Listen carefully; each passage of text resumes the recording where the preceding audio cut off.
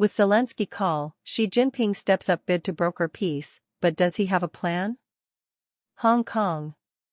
CNN.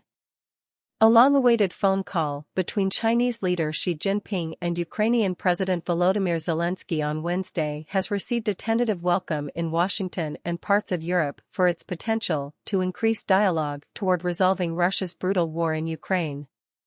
It also marks the most concrete step made to date by China to take up the role of mediator that it has for months alluded to playing.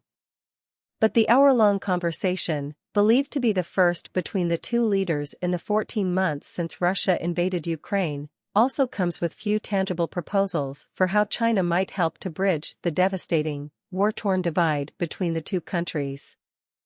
And its timing, at a moment when Beijing is acutely focused on strengthening ties with Europe amid cratering relations with the United States, also suggests there are more drivers than just peace in China's calculus, analysts say. Ties have been frayed thin since the outbreak of the war, as European leaders have watched in dismay while Beijing refused to condemn the invasion and instead bolstered its economic and diplomatic ties with Moscow, including joining the Kremlin in blaming NATO for fueling the conflict. Efforts from Beijing to repair those relations took a major stumble earlier this week after China's top diplomat in Paris suggested in a televised interview that former Soviet states have no status under international law, seen as a potential nod to Putin's view that Ukraine should be part of Russia. It is hard to separate the timing of the Xi-Zelensky call from those events, said Brian Hart, a fellow at Washington think tank Center for Strategic and International Studies China Power Project. She likely timed the call to quell fears in Europe, but it remains to be seen whether the call will help Beijing much. Higher-ups in Beijing walked back the ambassador's statements, but the damage was done, setting back attempts by Beijing to smooth over worsening ties with much of Europe, he added. Zelensky, who had for months expressed interest in speaking with Xi, addressed hopes for China's role in peace after the call, characterizing it in his nightly address to Ukrainians as an opportunity to use China's political influence to restore the strength of the principles and rules on which peace should be based. Xi, for his part, pledged China would not sit idly by and planned to dispatch a special envoy to push forward communication with all parties toward peace talks, according to a Chinese readout of the call, a move that is similar to steps Beijing has taken in other regional conflicts including Afghanistan and Syria. But what exactly China could or hopes to achieve remains far from clear, as few concrete details past the appointment of envoy Li Hui, a former Chinese ambassador to Russia, were released by Beijing. The Chinese also have realistic expectations about what they can achieve, as no one believes that either Russia or Ukraine is ready to sit down and talk at this time, said Yun Sun, director of the China program at the Washington think tank Stimson Center. Instead, China's move to call Zelensky now may be more a bid to capitalize on French support for its mediator role after a recent visit from French President Emmanuel Macron to China and to win any benefits from Europe, she added. For China, that the war is not going to end soon doesn't mean it should not exploit the opportunity to increase its diplomatic sway and influence, and strengthen goodwill with Europe. Success is not guaranteed for any mediation, but making the effort gains China many credits, and that is not insignificant, she said.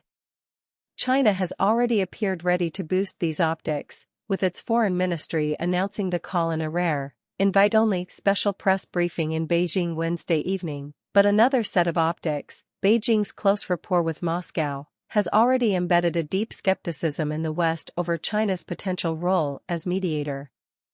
Since Russia's invasion of Ukraine, Xi has claimed China's neutrality, but has spoken with Putin 5 times, including twice in person, without picking up the phone to call Zelensky, despite a years-long strategic-level partnership between their countries.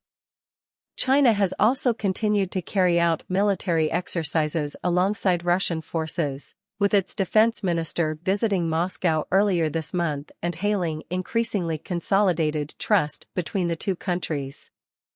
A vaguely worded political settlement to the conflict released by China on the one-year anniversary of the invasion, and raised by Xi to Zelensky on Wednesday, has been widely viewed in the West and Kyiv as being far more favorable to Russia than Ukraine. It calls for a ceasefire but includes no provision that Moscow first withdraw its troops from Ukrainian land.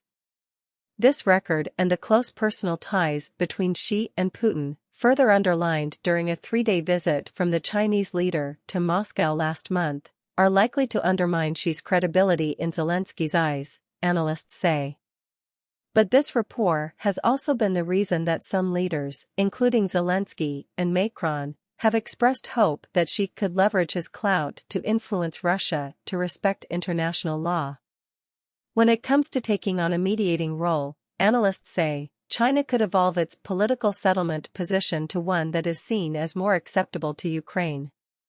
And it may also try and push for progress by aligning with other countries outside the Western Bloc that have also called for peace talks, including Brazilian President Luiz Inácio Lula da Silva, who was in Beijing earlier this month.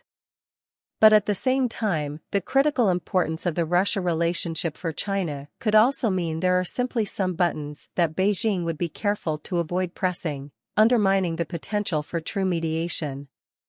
There is no indication that Xi is trying to get Putin or Russia to make concessions of any sort, and the Chinese readout of the call does not include anything concrete that can start a peace process, said Steve Tsang, director of the SOAS China Institute in London.